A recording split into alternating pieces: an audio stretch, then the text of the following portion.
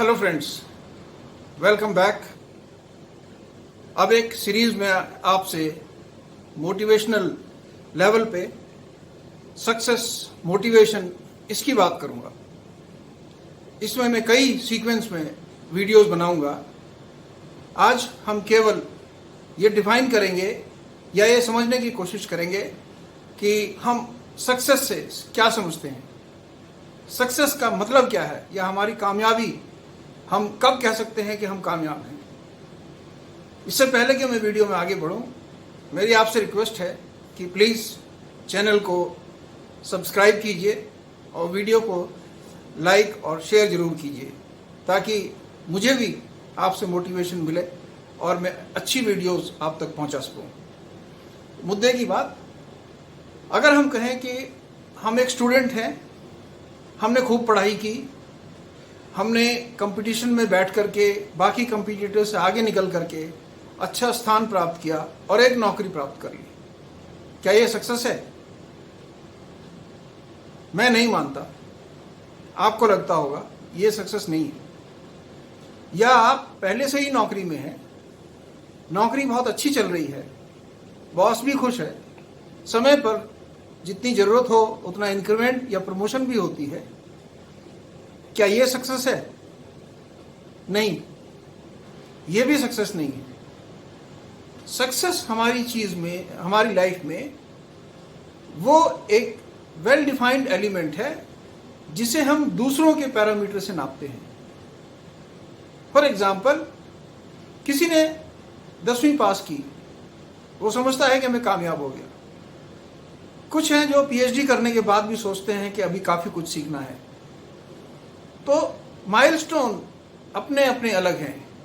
यदि आप पहले माइलस्टोन पर जाकर के, जैसे आपको पहली जॉब मिल गई, ये पहला माइलस्टोन है, इस पे जाकर के आप सेटिस्फाइड हो जाएं और इसे आप सक्सेस समझने लगें, तो मेरे विचार से आप सक्सेसफुल नहीं हैं। आपने कभी माउंटेनियर्स को देखा है, या आप कभी खुद पहाड़ों में ट्रैकिंग पर गए हैं? जब भी आप पहाड़ों में ट्रैकिंग पर जाते हैं या माउंटेनियर्स किसी मिशन पर जाते हैं, तो उन्हें सबसे ऊंची जो चोटी दिखाई देती है, जो पीक दिख रहा होता है, वो उसको क्लाइंब करते हैं। काफ़ी मशक्क़त के बाद वो पहाड़ी की चोटी पर पहुंच जाते हैं। वहाँ पहुंचने के बाद उन्हें करीबन 50-100 पहाड़ी की चोटियाँ और नज़र आती हैं। तो इस पॉइंट को समझने की ज़रूरत है। हम एक चोटी पर चढ़ने के बाद अपने आप को सक्सेसफुल समझने लगें, ऐसी भूल नहीं करनी चाहिए। इस वीडियो में मैं आपको यही समझाने की कोशिश करूंगा कि आप अपने आप को कब सक्सेसफुल समझें, या सक्सेस क्या चीज़ है, उसके लिए हम क्या करें। हम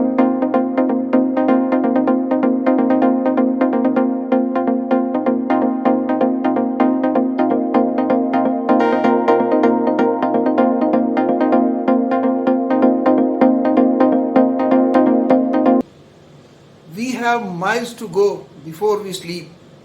We have miles to go before we sleep. यानी एक माइलस्टोन के बाद अगर आपको लगने लगे कि हमें रेस्ट करना है या हमारा मिशन पूरा हो गया, तो यहाँ सबसे बड़ी गलती यही होगी। आप ये गलती अपने लाइफस्टाइल में कभी मत करना।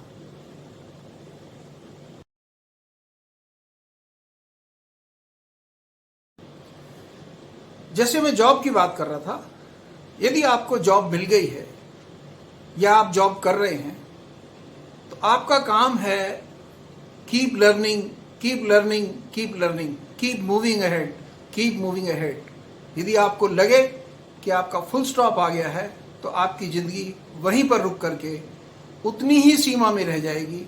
आप ना प्रोग्रेस करेंगे और ना सक्सेस पा पाएंगे, और कुछ समय के बाद आपको उस एटमॉस्फेयर से या तो आप उसे एडजस्ट कर लेंगे कुएं के मेंढक की तरह, या आपने अंदर एक फ्रस्ट्रेशन पैदा कर लेंगे कि शायद मुझे कुछ और भी करना था, लेकिन अब मैं कर नहीं पा रहा हूँ। इसलिए keep learning, keep moving, do not stop. ये सक्सेस के लिए सबसे पहला मंत्र है।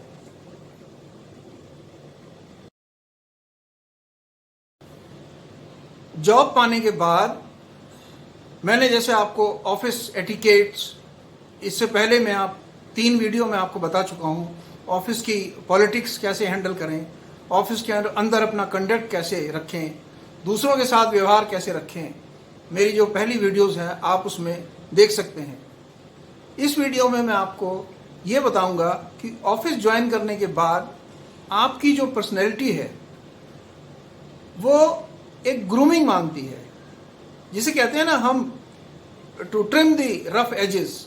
हमारे अंदर कुछ एक रफ एजेस होती हैं, यानी कुछ चीज़ों के लिए हम वेल ट्रेंड नहीं होते हैं।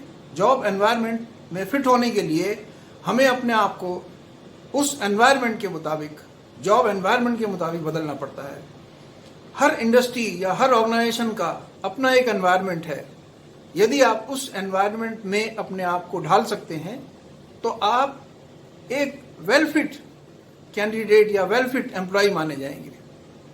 इसे सक्सेसफुल मत समझना, सक्सेस का मतलब मैं आपको बताऊंगा।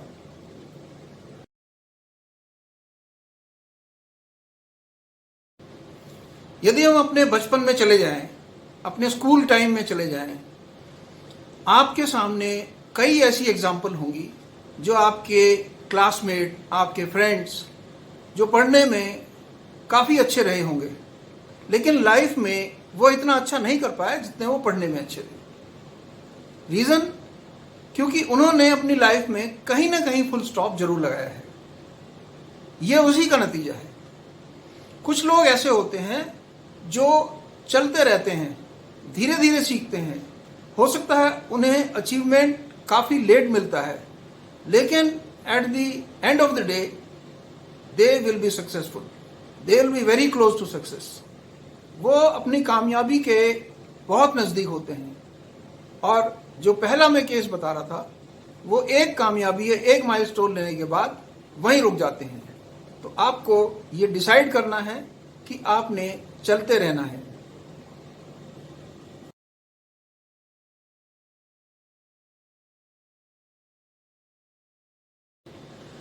दूसरा पॉइंट, जज्बा जिसे कहते हैं, एक अंदर से पैदा होता है। उसे गुट्टी पिलाई नहीं जाती किसी को। जो आपके अंदर की जो फीलिंग है उसे समझिए। आप क्या चाहते हैं अपने लिए, या आपका दिल और आपका दिमाग, इनका कॉम्बिनेशन बना करके आप क्या चाहते हैं। मैं आपको एक छोटी सी एग्जांपल बताता हूं। एक केस स्टडी है एक बच्चे की, जिसके पेरेंट्स उसे स्कूल छोड़ने जा रहे थे। छोटा बच्चा था, फादर ने उंगली पकड़ करके उसको स्कूल तक ले जा रहे थे। वो शायद फर्स्ट डे था उसका स्कूल में। रास्ते के बीच में उस बच्चे ने अपने फादर से अपना हाथ छुड़ा लिया। फादर ने पूछा, हाथ क्यों छुड़ाया? मैं आपको स्कूल छोड़ने जा रहा हूं। बच्चे का जवाब जो है वो एक लर्निंग है सबके लिए। बच्चे का जवाब था, यदि आप समझते हैं मुझे स्कूल में और स्कूल तक आपके सहारे की जरूरत है, तो मैं स्कूल जाने के लिए फिट नहीं हूं। मुझे अकेला छोड़ दीजिए, मैं अपने आप स्कूल जाऊंगा और अपना ध्यान स्कूल के अंदर जब तक घर वापस आता हूं खुद रखूंगा। एक्सीलेंट। एक मैं और आपको कहानी बताता हूं।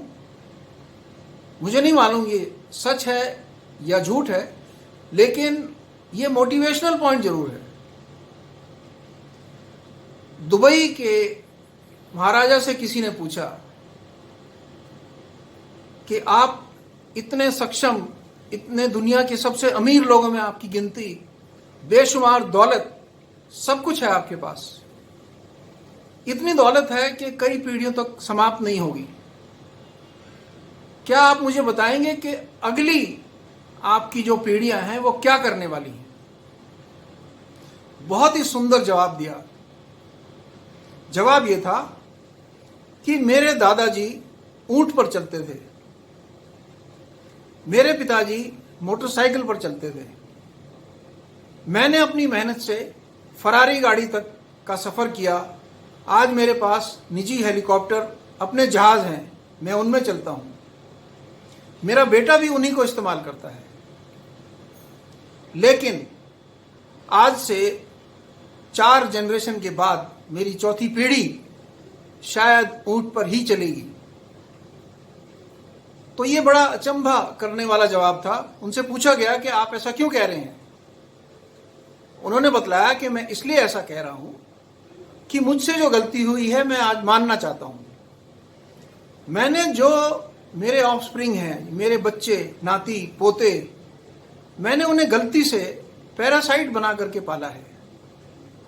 यदि वो पैरासाइट बन के आपके सहारे चल चल के ही पैदा हुए हैं, जिसे हम लॉलीपॉप चाइल्ड कहते हैं, चॉकलेट चाइल्ड कहते हैं, मैंने उन्हें गलती से ऐसे पाला है। उनके अंदर लड़ने का, जिंदा रहने का, स्ट्रगल करने का जज्बा मुझसे 1/4 भी नहीं बचा है। इसलिए ये इसी प्रकार से गिरता रहा तो मेरी चौथी 5वीं पीढ़ी डेफिनेटली वापस कैमल पर ही चलेगी। उनका जवाब था कि हमें वॉरियर पैदा करने हैं, हमें फाइटर पैदा करने हैं, और उसके लिए आपको जिस तरह से लोहे को तपाया जाता है उसकी ज़रूरत है, ना कि हम अपने बच्चों को लॉलीपॉप बना करके और कमज़ोर बना करके उन्हें बड़ा करें।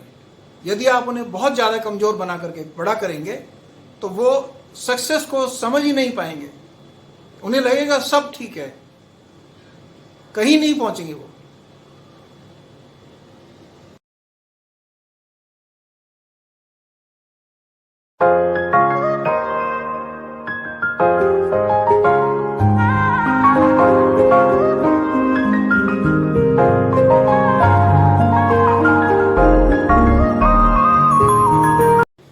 इस दुनिया में सक्सेस के लिए हमें, जैसे मैं बता रहा हूं, सीढ़ी चढ़ते जाना है। एक एग्जाम्पल मैं आपको जापानीज टेक्नोलॉजी की बताता हूं। जापान के अंदर हम सब जानते हैं कि दुनिया में लीडिंग टेक्नोलॉजी आज काफी क्षेत्र में जापान के पास है। वो क्यों है? उसका एक बहुत बड़ा कारण है।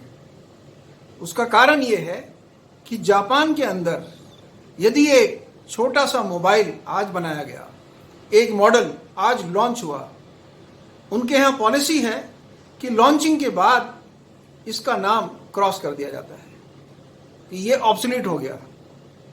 जो रिसर्च टीम है उसको काम दिया जाता है कि इससे बेटर मॉडल पैदा करने के लिए काम शुरू कीजिए, क्योंकि ये बाजार में चला गया, यूज में आ गया, लॉन्च हो गया, हमारी तरफ से अब ये चैप्टर क्लोज, हमें इससे अगला डेवलप्ड वर्जन चाहिए। ये होती है प्रोग्रेसिव एटीट्यूड। इसीलिए जापानीज आज की तारीख में काफ़ी वर्ल्ड में लीडिंग कंट्रीज में आते हैं टेक्नोलॉजी प्रोग्रेस में।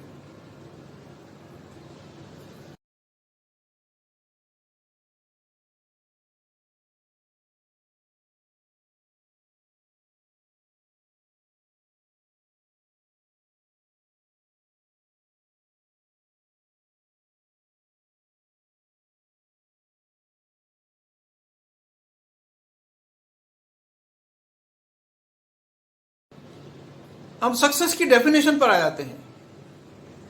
हम सब सोचते हैं क्या है सक्सेस। एक आदमी को बहुत बड़ा पैकेज मिलता है, बड़ी सी गाड़ी है, खूब बड़ा घर है, बड़ी पोजीशन है, लेकिन घर की 50 समस्याएं हैं, पर्सनल लाइफ सेटल नहीं है, कोई बच्चा एक बीमार है या अपाहिज है, क्या वो सक्सेसफुल है? जी नहीं। इसके कंपैरिजन में दूसरा आदमी, उसके पास छोटी गाड़ी है या गाड़ी है ही नहीं, बहुत कम तनख्वाह पाता है, परिवार में जो भी अपनी तनख्वाह है उससे खुशी से अपना समय बिताता है, परिवार में सब स्वस्थ हैं, एक साथ बैठते हैं, अपनी लाइफ एंजॉय करते हैं, जो रिसोर्सेज हैं उनमें खुश रहते हैं, क्या उनके पास सक्सेस है? जी हां, मैं इन लोगों को सक्सेसफुल मानता हूं। सक्सेस एक कंपैरेटिव वर्ड है, ऐसा कुछ नहीं है कि ये सक्सेसफुल, ये अनसक्सेसफुल या फेलियर। अगर हम कहें ओलंपिक्स के अंदर जो गोल्ड मेडल लेता है वो सक्सेसफुल है, जो ब्रॉन्ज मेडल लेता है वो सक्सेसफुल नहीं है। लेकिन मैं अगर अपने कंट्री के अंदर देखूं तो यदि कोई ओलंपिक तक गया है वो उसकी एक सक्सेस है। यदि एक गरीब आदमी किसी होटल में जाकर के अपनी 5 रुपए की चाय पीने के बाद रेस्पेक्टफुली वो 5 रुपए पेमेंट करता है, मैं उसे सक्सेसफुल आदमी मानता हूं। बजाय इसके जैसे आजकल आप सुन रहे हैं कि खूब पैसा, खूब शोहरत, अच्छी पोजीशन, नाम के सामने घोटाला, क्या वो सक्सेसफुल है? आप खुद कहेंगे कि नहीं, ये सक्सेस नहीं है। इसलिए अपनी सक्सेस के लिए सिंगल फार्मूला ये रखिए, नेवर स्टॉप, अपना काम करते रहिए, हमेशा कुछ ना कुछ सीखते रहिए, आगे बढ़ते रहिए, एक स्टेप के बाद दूसरी स्टेप, तीसरी स्टेप, चौथी स्टेप। जिस तरह मैंने आपको पहाड़ी पर चढ़ने की एग्जाम्पल बताई है, अभी तो बहुत सारी चोटियां हैं जहां तक आपने पहुंचना है। यदि आप सब चोटियों पर पहुंच सकते हो तो शायद कहीं सक्सेस के नजदीक होगे, वरना इतनी सी बात को सक्सेस मान लेना, मैं उससे एग्री नहीं करता हूं।